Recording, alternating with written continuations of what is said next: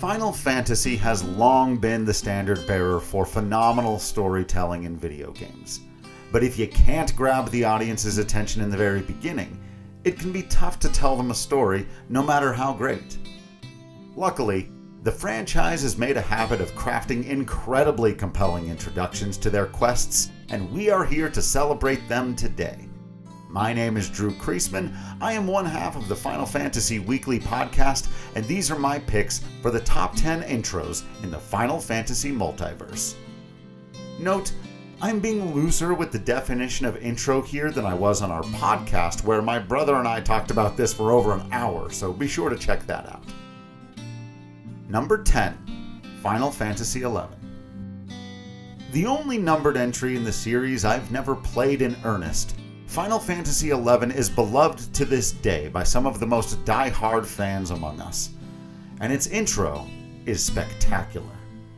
It is essentially a short story that can be appreciated entirely on its own, setting up the landscapes and presumed tragedies to come in the world of Vana'diel.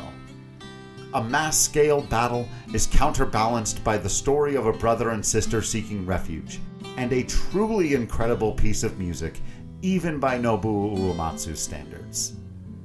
Even or maybe especially if you've never played this game, it's worth giving this a watch. Number 9, Final Fantasy VI. Despite its dated 16-bit graphics, the intro to Final Fantasy VI still holds up. A classic, once-upon-a-time narration gives us a stage play presentation where an ambiguous, disembodied impresario tells us of the 1,000-year War of the Magi, fought between the humans and the Espers. Accompanying this tale are sweeping visions of steampunk cities and castles, brief looks at colorful characters to be discovered later, and more unforgettable music. Its triumphant climax, as a party of Magitech soldiers trudge through the snowfields toward the mountain mining town of Narshe as the credits roll, is a special moment in the real life of many a Final Fantasy fan. Number 8, Final Fantasy XIII. For anyone who has ever complained that Final Fantasy games start at a snail's pace, we give you literal lightning. This intro could be described by a litany of action movie posters over the decades. It's an adrenaline ride, action-packed, no-holds-barred, million miles a second way to be thrown into a story and world. The main character's badassery, the massive scale of the twin planets, the politics and themes, and the new, unique, and excellent art style and music are on full display in a near sensory overload. It's a tonal shift for the franchise, and not one that everyone fully embraced, but it pulls zero punches and has an undeniable wow factor. Number 7, Final Fantasy XII. Another mini-movie. You could show just about anyone the intro to Final Fantasy XII and have them be fully entertained. It's got love, loss, war, an explanation of the current politics of Ivalice, and it places several key characters on the chessboard before the game begins. A beautifully narrated segment sets the stage and the visuals are striking to behold. Even to this day, it's hard to believe that this is a PS2 game. A palpable Star Wars feel, given the movement of the camera, the music, and even the designs of buildings and aircraft, the intro to Final Fantasy XII is unmistakably still its own thing. It gives us glimpses of a wondrous new world filled with fantastical creatures of all varieties, while also grounding us in a story of personal and political conflict. Number 6, Kingdom Hearts 2. First and maybe foremost, Sanctuary is a perfect song. The first Kingdom Hearts has a fantastic intro movie, and Simple and Clean is also a masterpiece, but I believe the sequel surpasses it in almost every way. Rather than just seeing a collection of images from the Disney worlds to come, we also now get an immediate sense that the story of Sora, Riku, and Kairi is about to become a wild web of its own entangled lore. We see so much that begs so many questions that we simply have to dive back into this quest. Also, Special shout out to the entire Roxas sequence at the beginning, setting up the emotional core of the game in a remarkably clever way. Number 5, Final Fantasy XIV, A Realm Reborn. I've made sure not to use one word so far because I was saving it for this moment, and that word is epic. It's hard to match the immensity of the beginning of Final Fantasy XIV, A Realm Reborn, which also marks the end of the story that came before it. Both death and rebirth, it wows us with displays of sacrifice and destruction, tiny and monumental. Seeing the enormous Bahamut, King of Dragons, facing off against humanity and the planet itself is truly something to behold. When the dust settles, we are even given a moment of respite and a welcome to the magnificent world of Eorzea to set out on one of the grandest adventures in the history of gaming. Number 4, Final Fantasy VII Remake.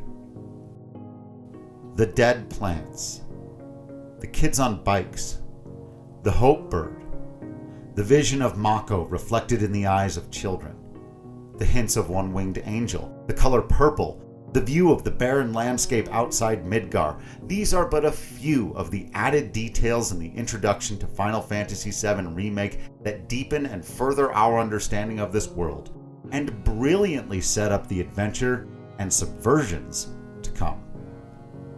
And then, after all of that, we get a gorgeously rendered version of the original intro that pans up from Aerith, climaxes with the logo splashed against the dystopian metropolis of Midgar, and falls toward Cloud, Barret, and Avalanche on their eco-terrorist mission to blow up a reactor. No debate with anyone who prefers the OG, but this is breathtaking to witness. Both completely new and absolutely classic. Number 3, Chrono Cross. Sometimes it's hard to beat a purely phenomenal aesthetic experience. The intro to Chrono Cross doesn't do much lore or world building. It doesn't set the stage or introduce themes or ground us in a new reality. There is no once upon a time narration or explanation of the current state of things. Instead, it just bombards us with a collection of captivating images that all beg a myriad of questions and sets it all to one of the most wonderful and recognizable pieces of music in video game history. It's simple, it's beautiful. The intro to Chrono Cross may well be perfect. Number 2, Final Fantasy X. Because my own limiting rules kept me from ranking it higher on our podcast, I have to give Final Fantasy X its due credit here. The beautiful piano of Tizanarkand and opening dialogue from the main character is sublime. Throwing us into the middle for just a moment, Final Fantasy X then transports us back to the mysterious city of lights and Blitzball. The piano gives way to heavy metal guitars and we are thrust into an other world. The visuals were breathtaking at the time and remain so thanks to fantastic art direction. It is beautiful and then horrifying to watch in equal measure. As awful as it sounds to say, I will never tire of seeing the giant kaiju Sin appear on the water and begin to eat a city. Some things in life you never forget. Number 1, Final Fantasy VIII. It's time to bring back that word again. This is epic. Never before or since, in my opinion, has Square Enix topped the masterpiece that is this introduction. It is a tour de force of images, both from the tale to come and also of events taking place in the run-up to the start of the story. There are even a few out-of-context moments that only appear in this intro. Though we don't know it yet on first playthrough, the presentation is deeply important to the plot and themes, and it should probably be reviewed immediately upon completing the game.